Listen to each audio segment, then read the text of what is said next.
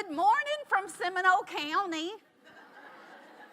It is great to be in a room with people who care about our kids, who care about what happens from the very beginning on up to a successful future. And I want to tell you a little bit about what's going on where I live. You'll see here, your left hand here, see where Seminole County is, the orange? We are the southwest corner of the state, the very southwest corner. Now, to the right is the county. You see how it goes up there? See the red little block right there? That's Donaldsonville. So that is our town, and the whole rest of the county is very rural, incredibly rural. We have about 8,700 people that live in our area. We have sprawling fields everywhere, 2-lane roads dotted with houses. Farming is king in Seminole County. We have peanuts and cotton and corn, tractors and crop dusters, and all that comes with being an agricultural area. Football is king on Friday night. That's the only show in town.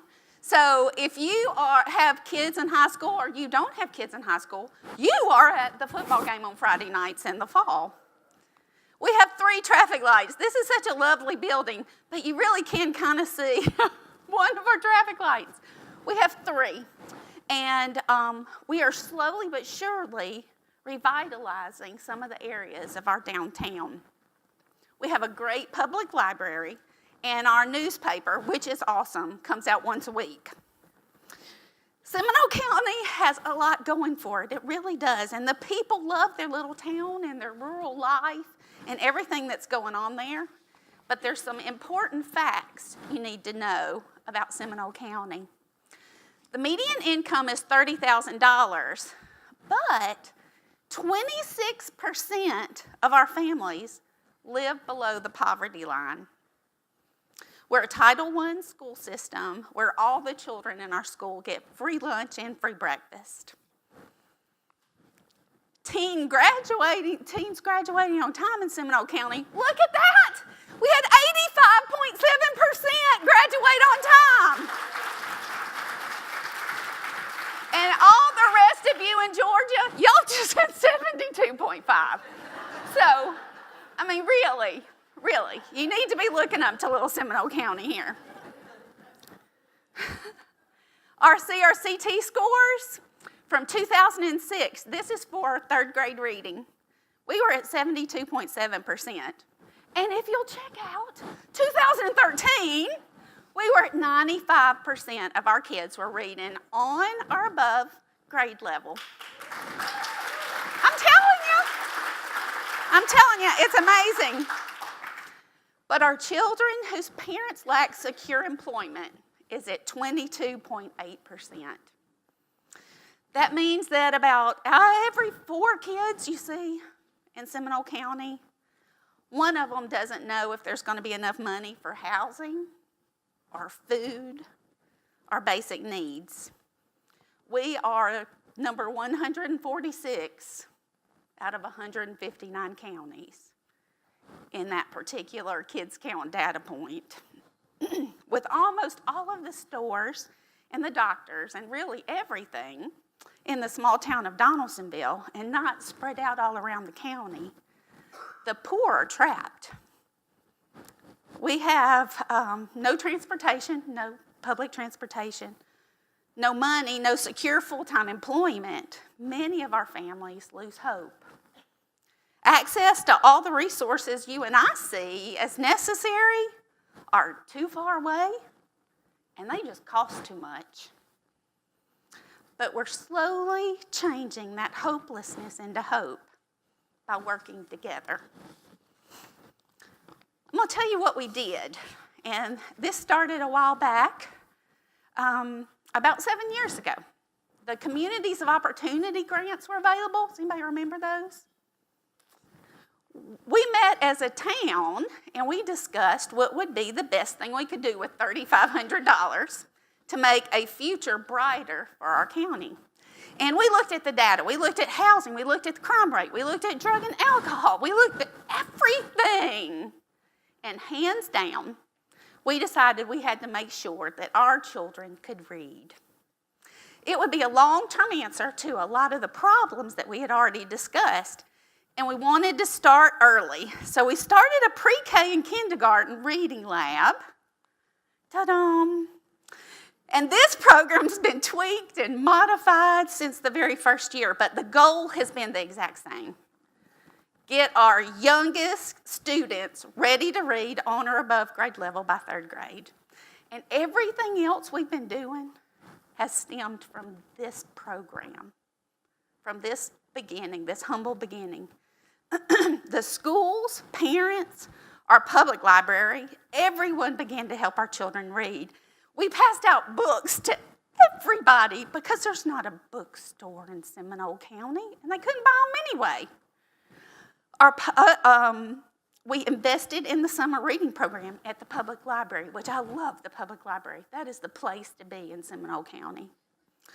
And worked with teen moms. Let me show you my little, that's our baby showers we have for teen moms to teach them about proper nutrition and how to hopefully take care of their children, talk to them, all the things that we want to know, want them to know.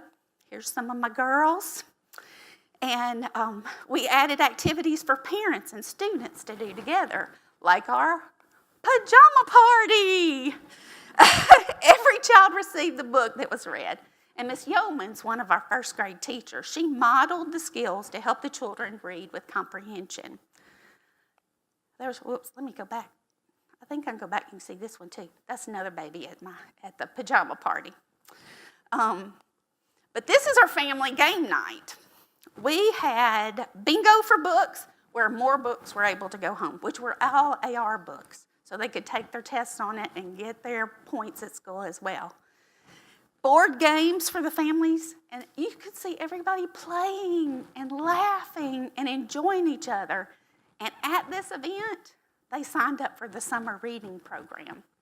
So this got the families involved beforehand in reading during the summer. We have First Foundation books for our youngest residents in Seminole County, and a parent university where the parents go to workshops to learn how to help their children succeed, to really begin to help the parents do well with their children. We helped with purchasing needed items for our 2 daycare centers that are working hard to become quality rated. We've set up many libraries in the health department and the pediatrician's office. And there's just so many things. It is amazing what all has happened because people started working together. To help with access to basic necessities, we had an area church that began helping with food and clothing. The Backpack Food Program gets food to needy children on Friday so they have the food for the weekend. We have a Manna Drop that's once a month where it's a box of food for a family that they can come and get once a month to help with that. And they opened a thrift store where you can go and buy a pair of blue jeans for 50 cents or $1, but all the money from the thrift store pays for the food programs. So they worked it all out so both could continue. For school supplies, we've had grants, we've had banks, we've had churches and individuals who have helped us with those supplies so that we could give out backpacks to children who didn't have what they needed to start school. But Seminole County, as they got busy changing lives, one life at a time, it has been incredible. I'll just tell you about my little buddy. My little buddy, Billy, he was one of the reading lab students. And our reading lab students, they come in twice a week and work with it. His mom was concerned about his grades, concerned about what he was doing. She went home and started a little room just for him, a little space in a corner for him. That's one child that by 2020 is going to be reading on grade level. One child at a time. Thank you.